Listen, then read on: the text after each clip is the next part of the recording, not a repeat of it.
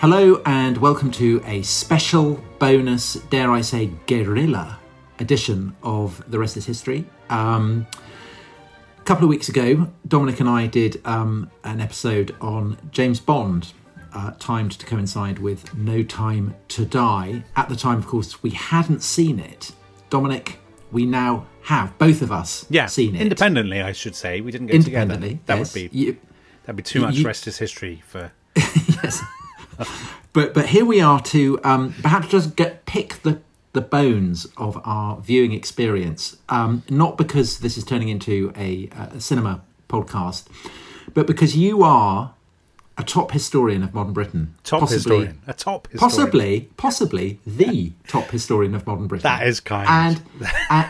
Okay, no, there are academics all over Britain. No, but Dominic, what I will say is that no one is better. Yeah, nobody does it better. No one does it better than you. At taking things that may not kind of seem obvious to hold a mirror up to British society, and you show that it does. So you do it with sport, you do it with music, and you do it with film. That's very kind of you, Tom. You know, I'm a massive fan. You're a kind person. So imagine that you are writing a history of Britain in the 2020s, in the 2050s or 60s. So let's hope you're still going on then. You know, Elon Musk has given you a kind of life serum or something, right, to keep you on track. Yeah. What do you think? What uses do you think you might put No Time to Die? Oh, and actually, before you answer that, I really need to flag up to anyone listening who's reached this far. This is going to be absolutely stuffed full with spoilers. And if you haven't seen the film and you want to see the film and you don't know what's going to happen, for goodness sake, don't listen to this, because this is going to be unapologetically full of spoilers. That's very good advice. One massive spoiler that we will undoubtedly be discussing. So, so don't listen to this. If you want to see the film, you haven't seen it. Yeah. If you haven't seen it, don't keep listening. I mean, that's a very weird thing to say in our own podcast. But well, the key thing to do is go to this film. Then, as soon as you've got out of the film, listen to the podcast to find out what you should think of the film. or rather, what top historian of modern Britain, Dominic Sandbrook, thinks of the film. Because Dominic, what would you say it tells us about modern Britain? Does it tell us about anything? Yeah, of course it does. So in our Bond podcast, we talked about Bond as a symbol of Britishness. We talked about Bond and masculinity. And we talked about how that had changed, didn't we, between the books and the films and over the course of the films, so the different kind of incarnations of the character. And it's obviously a film... I mean, the portrait of masculinity in Daniel Craig's Bond has always been really interesting. So he's never had the insouciance of Roger Moore, has he, or of Connery. He's always been tortured and sort of troubled. And obviously in this film, he's in retirement at the beginning, so he's walked away from the Secret Service. And he has this sort of slightly... I mean, the film has great fun, doesn't it, with Bond as the kind of... He's become an outsider, so at one point he's working for the CIA, his number's been reassigned, and of course given to a black woman, you know, the very antithesis of James Bond. Yes, okay, so on that, he's living in Jamaica. Yeah. He's retired to Jamaica, which is what Ian Fleming had done. Yeah. So he has basically become Ian Fleming. Well, you said that Ian Fleming, you know, even by the standards of the 1950s, was a massive reactionary. Yes, I did. And in moving to Jamaica to basically live this kind of expat colonial lifestyle, he's been replaced as 007 by a black woman. Yeah, but moving to Jamaica has different connotations now than it would have done in the 1950s. Yeah, but they must be playing with that, don't you? Yeah, they are playing with that. But obviously he's moved to Jamaica in a very kind of cool way. He's hanging around and fishing, and he's... Yeah, but so you could say that Ian Fleming did. I mean, I do think that there is quite a knowing tension there between the past of Bond and perhaps the future of Bond. I think that's absolutely true. when he first meets his replacement, she pretends to be a local. She's disguised as a local, isn't she? She offers him a lift on the back of her moped or motorbike or whatever it is. Which, of course, is also brilliant. It's not just about race; it's also about gender. Yeah, it's now absolutely. the man clinging on to the woman as they ride on the bike. Exactly. And then, obviously, I thought that was very well handled, the stuff with him and his replacement. Because, of course, the film is...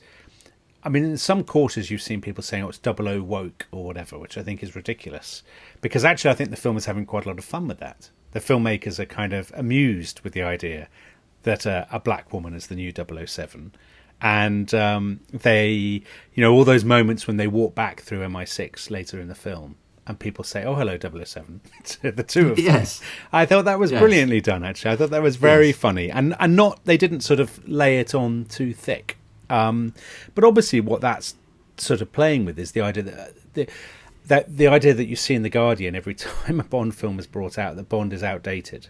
So we talked about this in our podcast 2 weeks ago, and lo and behold, about 3 days after our podcast went out, The Guardian ran their obligatory 1,200 word, "Why it's now time to retire, James Bond." Did it appear in their excellent Saturday supplement? It might have done. Is that what you've been publicising on this podcast behind my back? It's wonderful. Yeah. Yes. I mean, not that I don't endorse all your own endorsements, obviously, but I may raise an eyebrow Roger Moore style at some of them. So yeah, the film's obviously having some fun with that. Craig seems old in the film.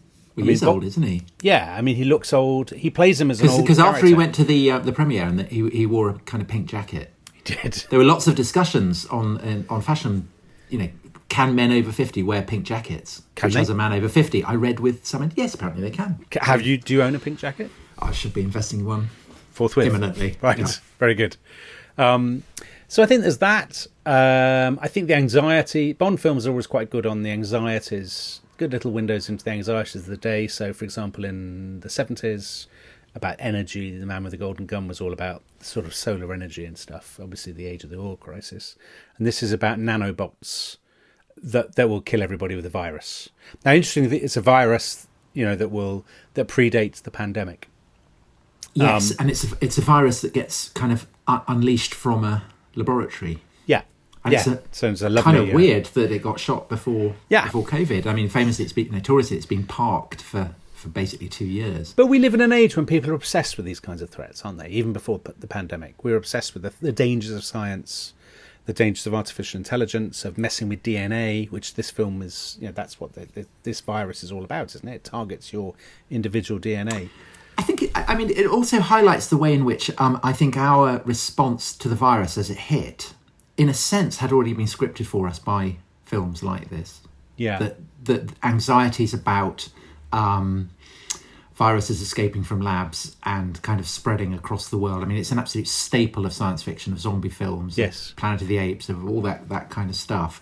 And I wonder whether the reluctance of people to countenance the theory that the COVID might have escaped from a laboratory in Wuhan was, in a sense, precisely because it seemed too much of a staple. I'm sure that's true, Tom. From a thriller. I think that's absolutely true. I think some listeners may remember, some of the older listeners may remember a series in the 1970s called Survivors, set in a kind of post-apocalyptic Britain, and the title sequence of that always started with a Chinese-looking scientist dropping a kind of test tube or something. It's a brilliant title sequence, actually. You see it on YouTube, and it breaks and shatters, and then you see him on various planes crossing the world. and I always thought, as COVID started to spread, I couldn't help thinking of this title sequence. And exactly as you say, you sort of think to yourself, well, because I've seen it in fictional entertainment, it therefore can't happen, and it will be a ludicrous conspiracy theory if I kind of gave into it. But anyway, we're getting off topic. The Bond. No, I don't think it is. I don't think it is off topic, because I thought another kind of very.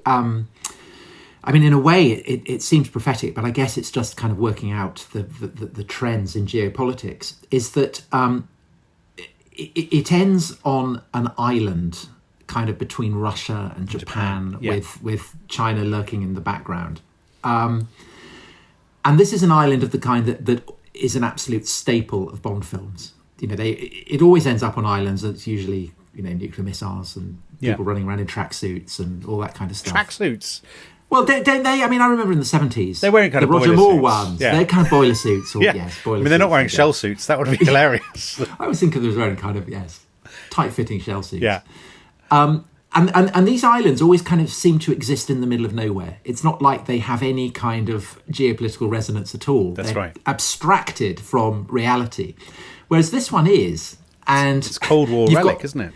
But it's an Indo-Pacific flashpoint. It's because you've got Russian, Chinese, Japanese forces wondering what the hell the British are doing there. Yeah. And there's a kind of British task force sailing through, as it's been doing in the past few weeks, and it kind of hints at the row about the submarine program. Yes, the US, UK, Australian submarine program. This is where World War III will start in real life. That's what you're saying. So in a sense, like, you can imagine the script writers kind of looking ahead when they start. I don't know when they started writing it, 2015, 2016, something like that, and saying, well, where might the world be, in 2020? That's what James Bond films often do, Tom. I think they absolutely do that. They try to anticipate the, we were chuckling in one of our previous podcasts. Well, we're chuckling in all of them, but we were chuckling in one of them about the Mujahideen in The Living Daylights, and that now feels like absolutely of its moment. That James Bond would have gone to Afghanistan in the mid-1980s and kind of got involved with the Mujahideen. They're very good, I think, at kind of getting what's in the air. But getting a virus and yes, Pacific shipping lane tensions, right? I mean, it's pretty good, I thought. Yeah, I thought it is good. But I mean, Bond is so the base is sort of. The fact that it's a Cold War relic, I mean, Bond himself is a Cold War relic, right? I think it's the end of the Second World War, is it? Sort of bunker, and there's pictures of Stalin and stuff in there. So it feels kind of, that's a kind of a nice little nod back to Fleming and the sort of original roots of Bond, exactly.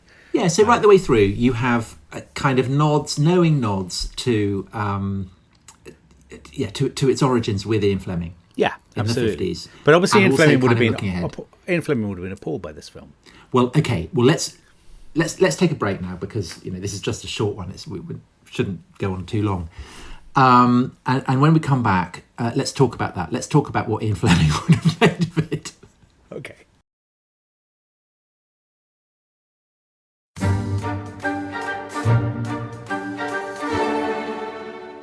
Welcome back to this special Bond-themed bonus film reviewing episode of The Rest is History. Tom, actually, there is a reason why we're doing a film review episode, isn't there? It's not just because we've already done a James Bond podcast. It's because we want to do some shameless promotion for ourselves. We do. Yes, we do. So on the 14th of November, Sunday the 14th of November, we are making, I wouldn't quite call it a big screen debut, but there will be a big screen. So we are performing, bizarrely, at the Odeon Leicester Square as part of something called Podicon, and we will be doing a special Rest is History. You can buy the tickets on Ticketmaster. I don't have the link, but if you type Ticketmaster Rest is History, we'll put it on Twitter. We'll put it on Twitter. Link to our advert for this show. We will be talking, won't we, about history and films. We haven't really settled on our list yet. I think there'll be some dispute about which films we want to do, but I know which films I want to do. I want to do Alexander Nevsky.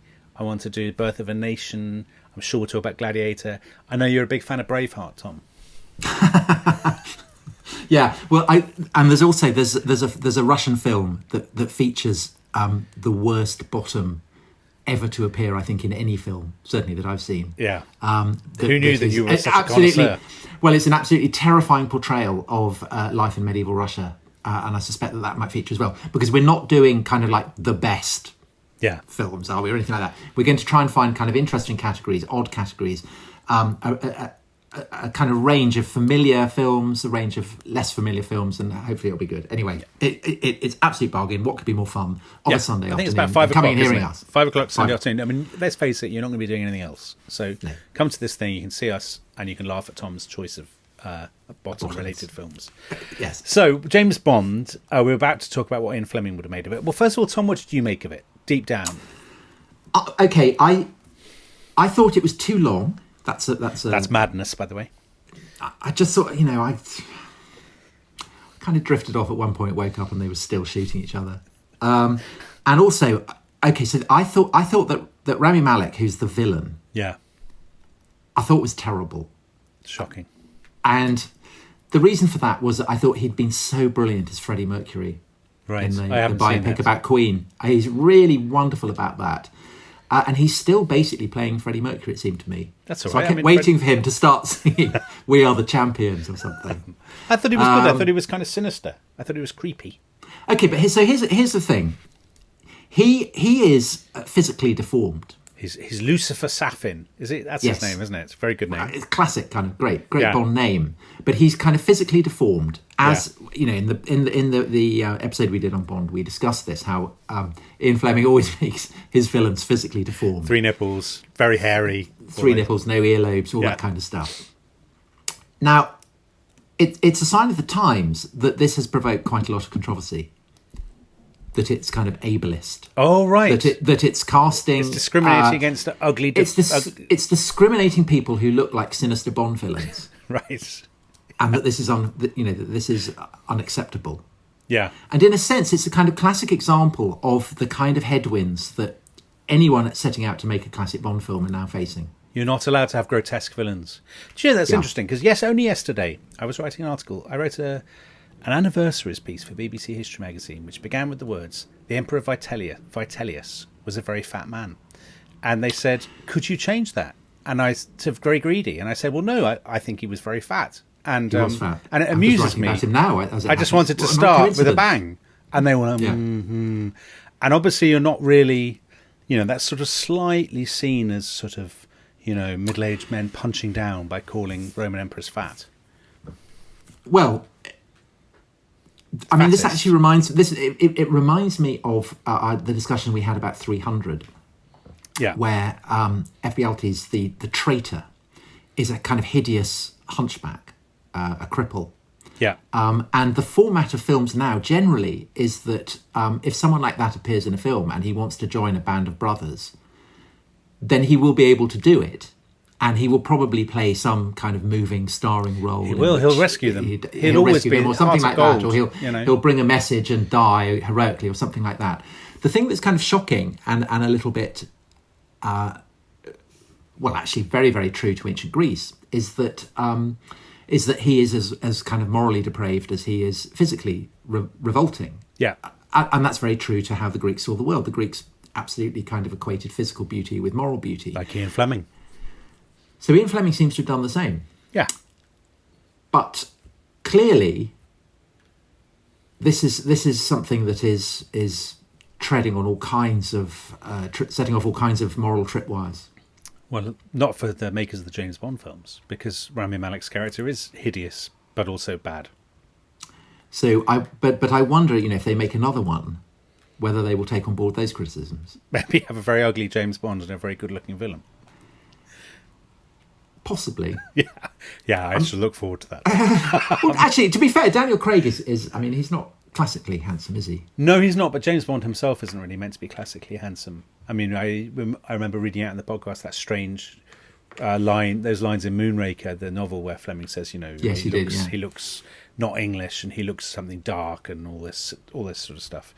I thought the villain was a kind of traditional Bond villain, wasn't he? He's got a plan, a slightly undefined plan to kind of kill lots of people. He says, we both eradicate people, we both clean up the world, I just want to do it in a neater way than you. And they do that thing in the film that now in the last 20 years has become very common. Christopher Nolan does it a lot in his Dark Knight films, where the villain says to Bond, "We're not so different, you and I." That kind of thing. Okay, so Dominic, yes. Okay, so on that topic, you asked me what I thought of it. I also thought that it was it was like a kind of it was to Adam West's Batman what the Dark Knight films became. So yeah, so it is to Roger Moore as Christopher Nolan is to Adam West, as it were. Yes. Yeah, I absolutely agree with that, and not least because the soundtrack is done by the same person who does Hans Zimmer, who does the soundtrack for all those Christopher Nolan films. So it felt very Christopher Nolan-like, I thought, and there's sort of gritty urban kind of feel to it. The sort of the washed out colours and stuff. And so, bearing that in mind, going back to the figure of Bond as an embodiment of masculinity. Yeah. In this film, he has a wife. Is he married to? No, he's not married, but she's clearly a girlfriend, which he hasn't. He only had a very fleeting girlfriend in the very first couple of films. She was called Sylvia Trench, I think, and he met her twice, but she wasn't serious. This is the first time he's had a serious, lasting love interest with Madeleine, the Proustian Madeleine Swan. But not only does he have a girlfriend. Massive spoiler alert coming up if you haven't already switched So off. Harry, our producer, has not seen the film, and yet he's got to edit this. Forced to listen to this and edit it. And we sort of said to him, "Stop, try and mute it." And he said, "I can't." So he also has a daughter. He does have a daughter. Yeah. And so when he's saving the world, he is basically saving his wife, his girlfriend, and his there's daughter. that scene where he's running through the base where he's got Doo-Doo, yes, the abandoned soft toy, kind of stuck in his belt or something, or in his pocket. So is that basically now? Is that what a kind of classic Bond figure has to do in a film to get away with all his kind of masculine saving the world? A little bit. I mean, does he have to kind of child stuffed toy in the back of his? I think people have been doing that for about 20 or 30 years, and but have they been doing it in Bond films? But not in Bond films, and that's the sort of, that's the incongruity of it in a Bond film, because of course part of the point of the Bond character is that he is liberated from all of those. Yeah, he has nothing from any domestic ties. He has his parents are dead. He floats free of human associations. So to give him those associations, I mean, I think once you've done that, you can't really do it again. I mean, in future Bond films, he can't be, preparing the sandwiches for a children's party or something. I mean, that would obviously be ludicrous. Or going to B&Q to get some stuff. He can't do any of that. So I think that's. But he'd get elite service in B&Q, wouldn't he? He'd be recognised in B&Q. Oh, Mr. Bond, Mr. Bond, your usual plywood. Yeah, exactly. No, I think. I mean, this is part of the sort of all this talk about toxic masculinity and stuff. This is kind of playing with that, isn't it? That Bond is, it's the shock when he sees he has a daughter. The ultimate threat to James Bond's mystique. He'll have to, take her to the loo when they go to the cinema or whatever. I think that's kind of fun, but they can't do it again. I mean, as soon as I saw the daughter, I thought he'll have that. This will not end well for Daniel Craig's James Bond, because but it's just that they can't envisage a future with him with the daughter. Yeah. But I mean, the archetype, which is obviously a very, very ancient one, of a man rescuing a woman. Yeah. Which is basically what this film was about at the end of the day. Well, so many Bond films are about, right? I mean, how many of the final kind of climactic confrontations of Bond films are Bond rescuing the girl from the villain's, revenge or whatever? But again, I mean, is that kind of basic plot something? I mean, clearly it's a basic plot that has to be complicated now in a way that it wasn't, say, in the 60s. It's only mildly complicated, though, isn't it? I mean, he goes to the base. He's determined to rescue his girlfriend and his daughter. He does rescue them, and he does save the world, but obviously at tremendous cost to himself. I mean, that's as you say, it's almost like a mythical story. I mean, Bond, and actually I was only thinking about this the other day after we did our Bond podcast. Bond is a mythical character. Yeah. When future generations, you said, what will people in 2050 make of this? The sort of more interesting question in a weird way is, what will people in the 31st century make of it?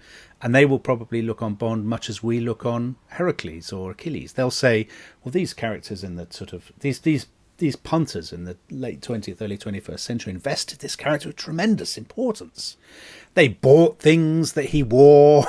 They modelled themselves on him. They knew he wasn't real, but they kind of wished that he was. Well, they made podcasts about him. You mentioned Heracles.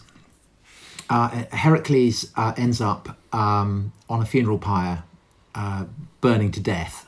Yes, and there are the Greeks had two views on what happened next. The first was that he was claimed by a chariot, taken up to Olympus, and basically became immortal. And the second is that he died.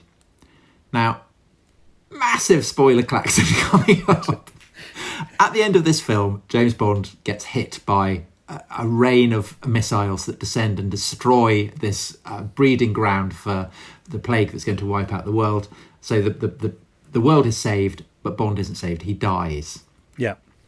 So what does that mean for the franchise, do you think? I actually don't think it means as much as people think. Now, previously, what happened at the end of each Bond was they were simply replaced, and the franchise continued. There was on Her Majesty's Secret Service, which we didn't talk about at all last time, which is the obvious precursor to this film. There are tons of nods to it, and there's kind of homage in this one, isn't there? In the music, and in lines. We have all the time in the world. It's the last line of On Her Majesty's Secret Service when Bond's wife Tracy, Diana Rigg, is killed. So there is a kind of precedent in that they have put in 1969. They pushed the formula. They killed the Bond girl in the final moments of the film. I remember my mum telling me that when she went to see that with my dad, she cried at the end, and lots of people were crying in the cinema when Diana Rigg's character was killed. So unexpected to anyone who hadn't read the book. I think. Normally what happens is they don't mention any kind of transition. Obviously, what they're going to do is reboot it. They'll do what they do with Marvel, with Spider-Man or something. They'll start again with a new M. I mean, that's what I would do. Start again with a new M, a new Q, a new Moneypenny, new setup, new Bond. There's no need to even refer to the fact that this has happened. But do you think that they might kind of make a virtue of the fact that it was originated in the 50s? And go back and set it in the 50s again? Yeah. I did wonder that, and I think no, because Bond that would make Bond a period piece. The lasting appeal of Bond is the modernity, right? Is that he has the latest technology, the latest look, the coolest new pop star does the music. They have the sort of stars of the day and cameo roles and things. They lose that, don't they, when they go back to the 50s? Suddenly, then you're freezing Bond in time. But it just felt with this one that they were kind of pushing the potential that exists within the character and the narrative setup to kind of be squared with the incredibly different mores of the 21st century. That they kind of pushed it almost to literally to a breaking point. To the point where they basically had to kill him. I agree with you to some extent. And I kind of wonder where do you go after that? Well, I think there's a good precedent for that, and we've already mentioned it in this podcast, which is Batman. So Batman, mid-20th century character. There were various iterations, obviously, and then Christopher Nolan and Christian Bale do the Dark Knight films, which are very dark, very gritty, the most realistic kind of version of Batman there has been. And there have been attempts to do Batman since, and none of them have really, with Ben Affleck and stuff, and none of them have really worked because there was a sense that iteration of the franchise had pushed the concept as far as you could possibly push it. And it'd be interesting to see how I would have said the only way you can do James Bond after this is to do it in a very light way. To get back to Roger Moore. We'll get back to a kind of sense of fun. It's not all his. There's a sense in this film that James Bond's not really enjoying himself, isn't there? He's never enjoying himself in this. But film. The problem with that is that you've got Austin Powers and. I don't think that's a problem. I just don't think that's a problem. I think if you have a very cool star who people want to see. And they know it's a fun iteration, and it's a good, light-hearted kind of 2 hours of entertainment. I think people will still want to see it if you make it desirable.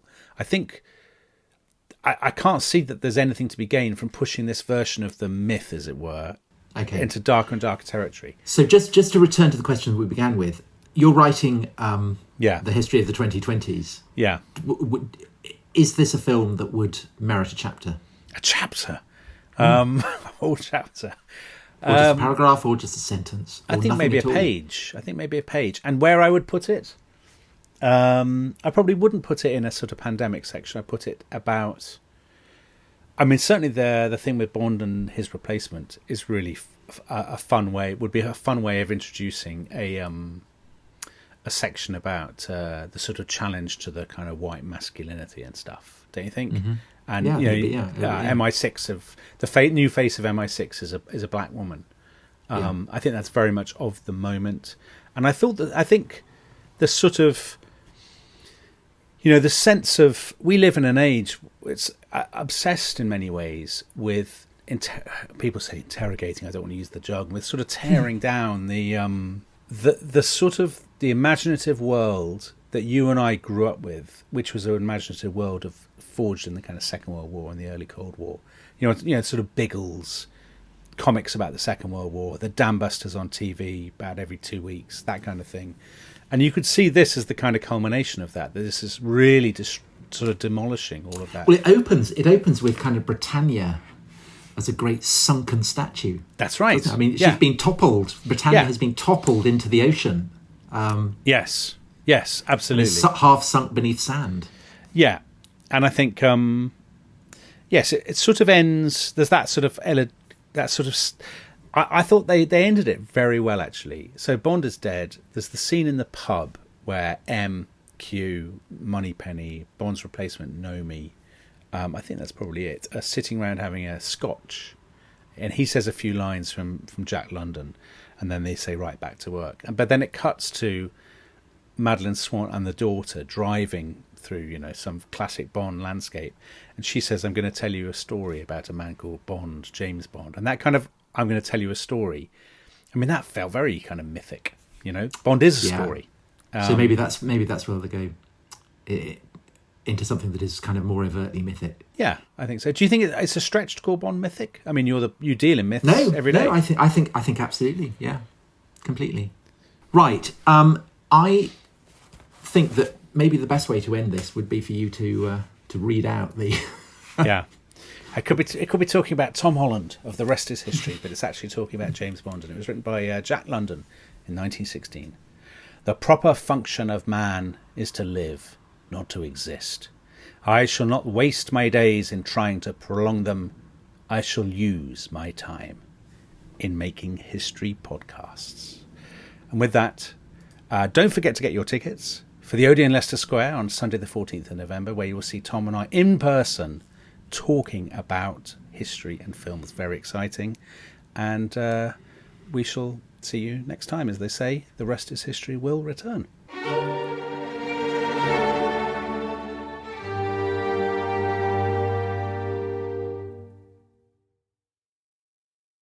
Thanks for listening to The Rest is History. For bonus episodes, early access, ad-free listening, and access to our chat community, please sign up at restishistorypod.com. That's restishistorypod.com.